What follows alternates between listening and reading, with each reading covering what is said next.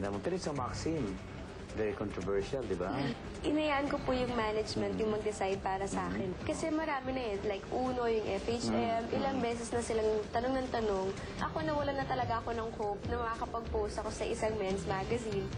So nung dumating yung Maxim, sabi ko, hinayaan ko na yung management yung mag-decide. Oh, tsaka ang ganda mo Pumayag. Oh, pero Angelica, naisip mo ba 10 years after that you would do a movie like Santa Santita? Ano yung daring ang role, di ba? Siyempre, given, Direk Loris yun eh. And natitiwala ako kay Jericho.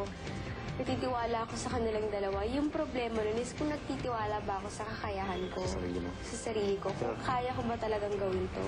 Yung Santa Santita eh. Yun yung isang way ko para pakita sa mga tao na hindi na ako bata. Masaya naman ako kung nasan siya ngayon. Masaya ako kung nasan ako ngayon. And yung part nung issue namin, sawa na ako.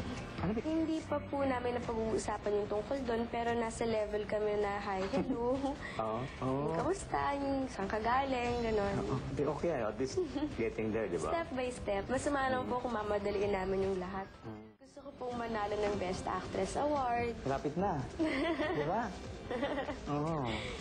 Ayun po. Pero syempre yun yung mga minor dreams. Meron pa ako mga major talaga. Gusto ko mag-Grand Slam, yung ganon.